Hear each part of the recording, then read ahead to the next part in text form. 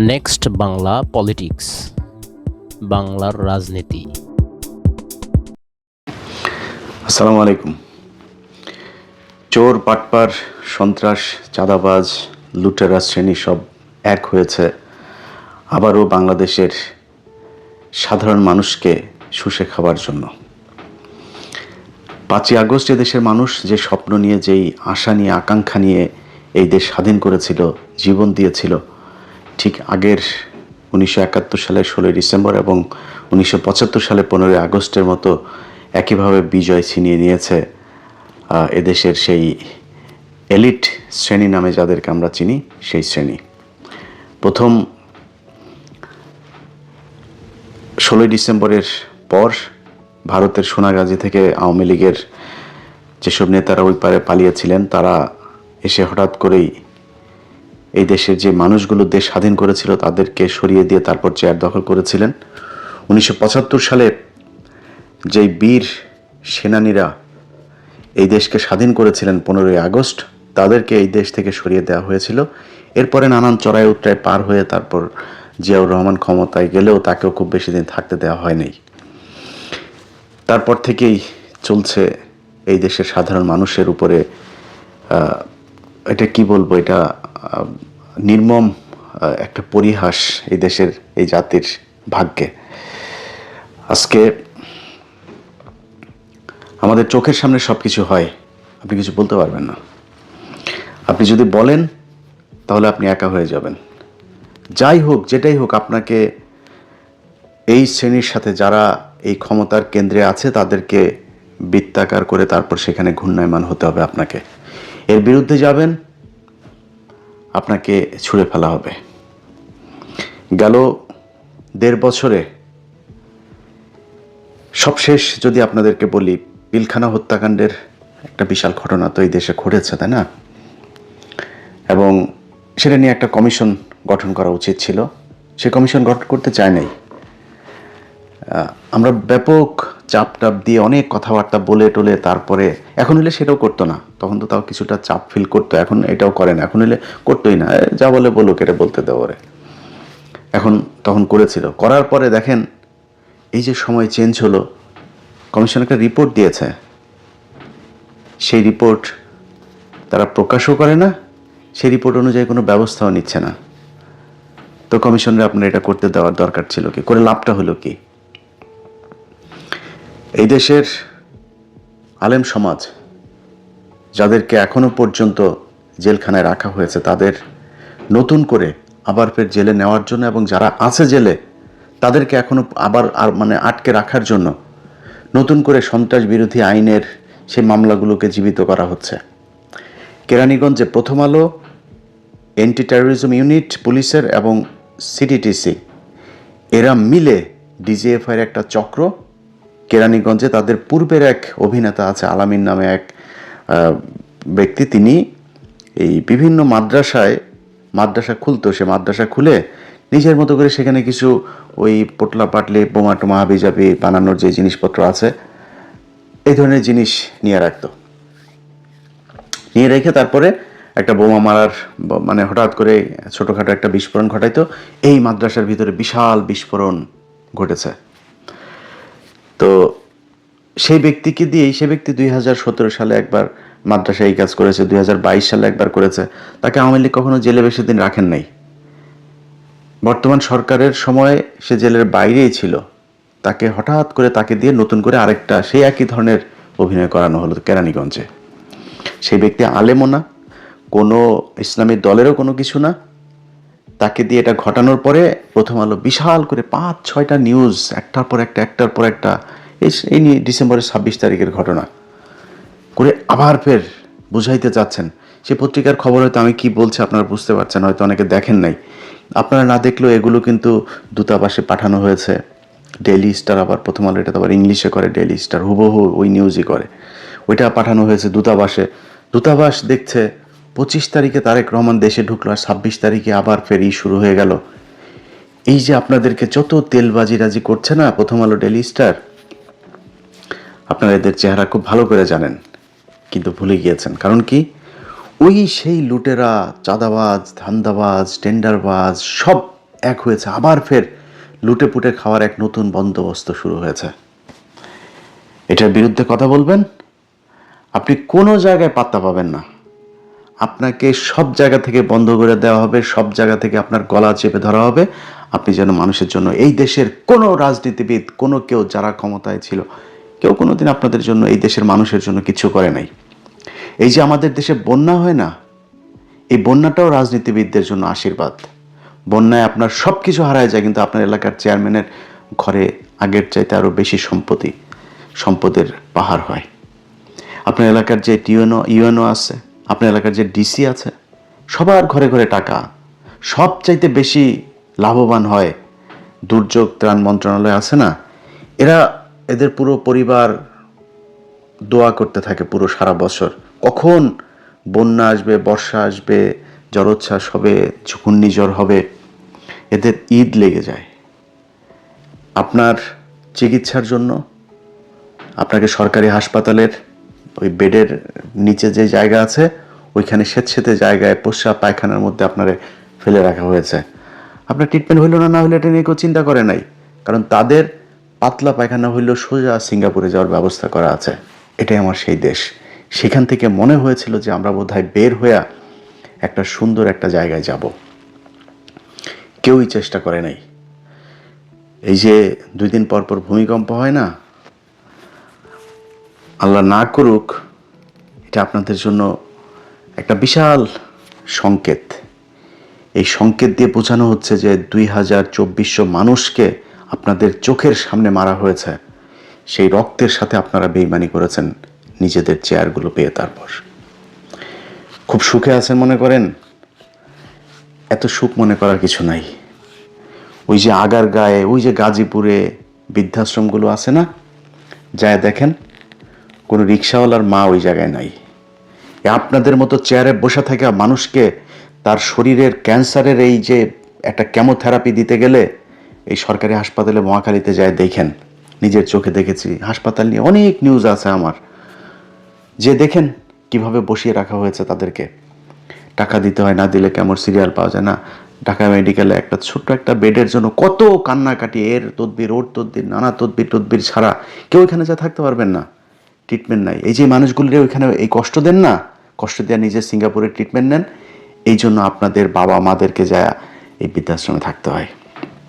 যান, আমি ইন্টারভিউ নিতে গিয়েছি, আমি প্রতি বছর মা দিবস, বাবা দিবস এগুলোতে দেখতে যাইতাম। কোথায় গুলশানে বাড়ি, কোথায় অমুক বিশ্ববিদ্যালয়ের বিশাল বড় এক প্রফেসর, অমুক সেনাবাহিনীর ব্রিগেডিয়ার একজন, পুলিশের অমুক ডিআইজি, এদের মারা, এদের বাপারা ওইখানে থাকে। এটাই মানুষের অভিশাপ। আমরা এই দুনিয়ায় কেউই একদম 100% ফেরেশতা হয়ে আসি নাই। আমাদের সবার ছোট বড় পাপ সাপ আছে, কিন্তু মিনিমাম এই মানুষগুলো করার জন্য ভাই এত টাকার তো দরকার নেই। টাকা খাইতে পারতেন তো, আপনার তো টাকা খাওয়ার সেই ব্যবস্থা আছে, আপনি খাইতে পারতেন, সমস্যা কি? এইভাবে লুটপাট করতে হবে? কি দেখেন নাই শেখ হাসিনার যে পতন, পতন দেখেন নাই? এই পতনের পরে আপনি কোন আশায় আবার ফের নতুন করে এগুলো শুরু করেছেন? আপনারা কি মনে করেন এগুলোর বিচার হবে না? এগুলো এমনি পার পেয়ে যাবেন? কিছু কিছু ডিসি, পুলিশ, এসপি, এদের ভাবসাব দেখলে মনে হয় যেন 5 আগস্ট এরা নিজের চোখে দেখে নাই। আজকে এই যে জোর জুলুম করে বিভিন্ন জায়গায়, আমি কোনো দলের ব্যাপারে বলছি না, এক দলের ঋণ খেলাপি তার প্রমাণ আছে, তারে মনোনয়ন বৈধ। একজনের ছোট একটা নামের বানান ভুল, বাদ, ওইটা ওনাদের যেমনে মনে চায় তেমনে করছেন। 5 আগস্ট দেখেন নাই? ওই যে সিরাজগঞ্জের ওইখানে এক থানার ভিতরে কয়টা পড়েছিল দেখেন নাই? এগুলো তো আপনাদের চোখের সামনেই ঘটেছে। সো আপনারা যদি মনে করেন যে সামনে যারা ক্ষমতায় আসবেন তারা আরেক শেখ হাসিনা হয়ে যাবেন, বাংলাদেশের মানুষ এটা খুব সহজভাবে মেনে নেবে না, এবং মানুষ এখন মানবেও না। এত ক্ষমতাশালী না, মানে হাসিনার পিছনে সারা পৃথিবী ছিল, এটা সত্যি কথা। এই যে মানুষ, এই যে আলেমদেরকে মারতো না, মেরে মেরে মেরে মেরে তারপরে এই দেশটাকে বানানো হয়েছে একটা জঙ্গি রাষ্ট্র। এই জঙ্গি রাষ্ট্রকে বাঁচাইতে হলে কি করতে হবে? শেখ হাসিনাকেই রাখতে হবে। যদি না রাখো তাহলে তোমরা কিন্তু ওই দেশ কিন্তু জঙ্গি ধরে নিয়ে যাবে, এরকম এক চিত্র তুলে ধরা হয়েছিল। পাশের শক্তিশালী দেশ ভারত সর্বোচ্চ সাপোর্ট দিয়েছে তাদেরকে। আপনারা কোন দল, বিএনপি বা জামাত যে আসেন, আপনাদেরকে দিবে? করেন নাই, ঠিক করেন নাই। নিজেরা ঠিক হবেন এরকম কোনো আলামত নিজের চোখে দেখছে না। সব জায়গাতে একই অবস্থা, যা মনে চায়, যার যেভাবে মনে চায়। এই কয়দিনে কিছু জিনিস দেখলাম, শিক্ষা হইল যে যাদের ক্ষমতা আছে, ধরেন পুলিশের একজন অমুক বিশাল বড় এক অফিসার, ওনার নিয়ে কিছু করতে যাবেন, আপনারা ফোন দিবে সেনাবাহিনীর আরেক অফিসার, সেনাবাহিনীর ওনার নিয়ে করতে যাবেন দিবে বিশাল বড় এক ব্যবসায়ী। সব একই চক্র। শুনবেন না ওই সেনাবাহিনীরটা, শুনবেন না পুলিশের বিরুদ্ধে বলতে গিয়ে পুলিশেরটা ব্যবসায়ীর বিরুদ্ধে শুনবেন না, ওই ব্যবসায়ী খাবে আপনার কাছে, পুলিশেরটা শুনবেন না, তাহলে সেনাবাহিনী। মানে আপনাকে এই চক্রের ভিতরেই থাকতে হবে। এই চক্র থেকে বের হবেন, আপনার জীবন শেষ। আপনি জীবনে কোনোদিন শান্তিতে থাকতে পারবেন না। বহুত কিছু ভাই, এই যে দেখেন না, এই যে জুলাই যোদ্ধা, এই যে সুরভি নামে এক মেয়েকে আপনার করা হলো, মেহেদি নামে একজনকে আপনার গ্রেপ্তার করা হলো।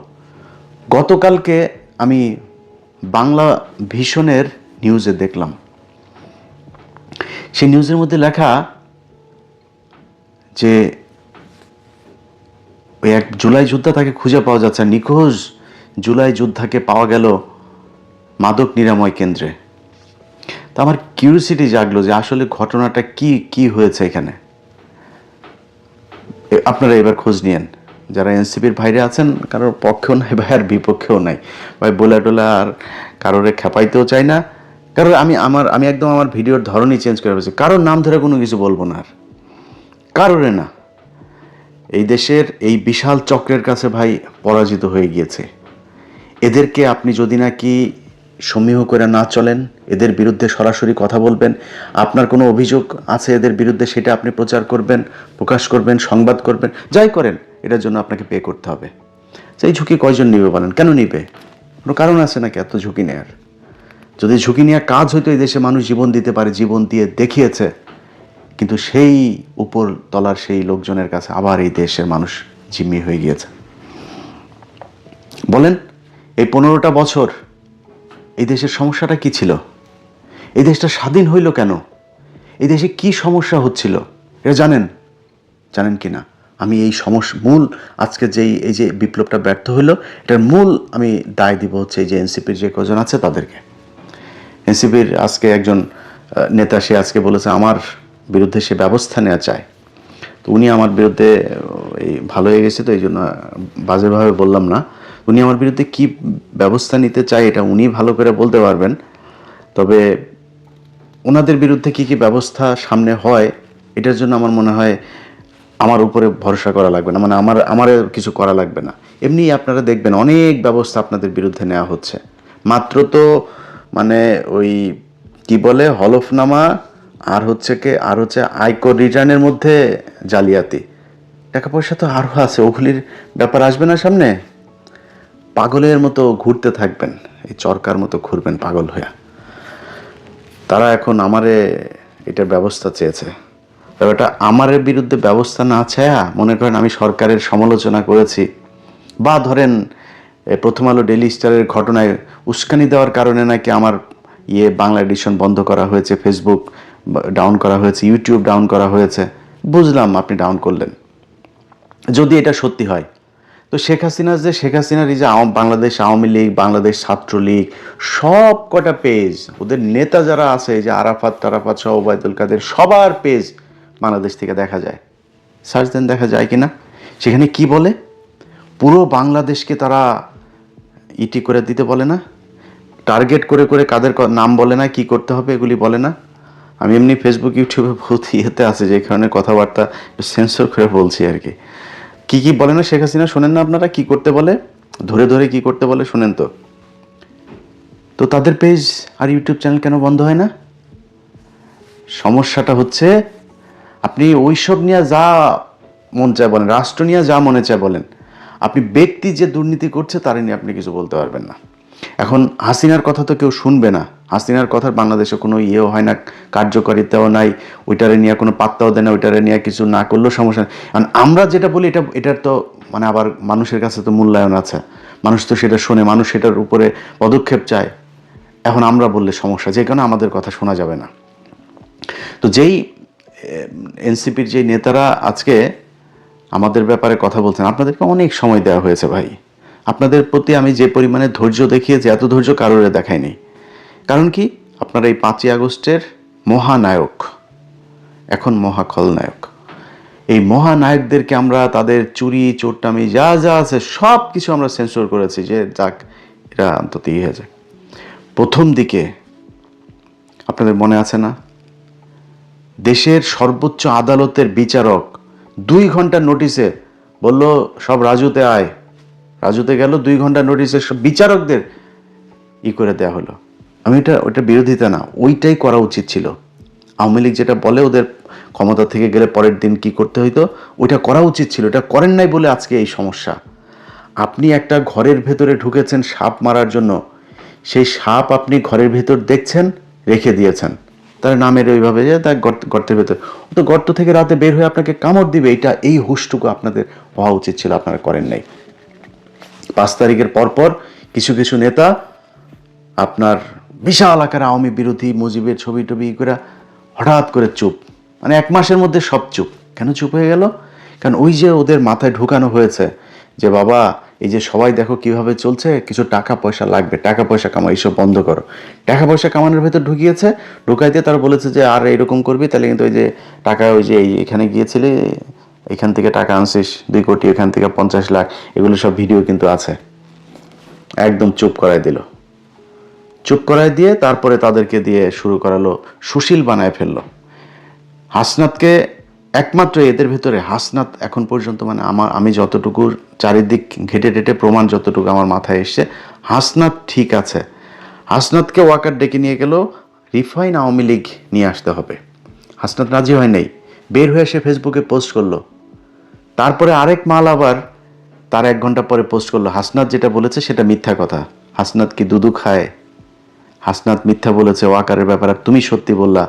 এ হচ্ছে ভাতাপ্রাপ্ত। এই ভাতাপ্রাপ্ত এই জুলাই যোদ্ধা, এটা কিন্তু আওয়ামী লীগের মাল, কিন্তু এটার ব্যাপারে সাবধানে থাকতে হবে। জানি আমার টুপি পরে তারপরে এই করে আপনার গণসংযোগ করে, ওরে টুপি পরা কে শিখাইছে আমি জানি না। এটা তো মানে চোর বাটপার, এতদিন ধরে আমরা বিএনপি আওয়ামী লীগ এই চোরেদেরকে আমরা দেখে আসছি যে এই নির্বাচন আসলে টুপি পরে, তো টুপি পরে সে এখন করে। আপনাদের উচিত ছিল একদম অল আউট আওয়ামী লীগ এই অভিযানটা চালু রাখা। আপনি সুশীল সেজে টুপি মাথায় দিয়ে প্রথম আলোর অফিসে যায়, এখন বলেন মব সন্ত্রাস, কি ভয়ঙ্কর জিনিস চিন্তা করেন। মব, আরে বাবা রে বাবা, প্রথম আলো ডেইলি স্টারের ঘটনা নাকি মব।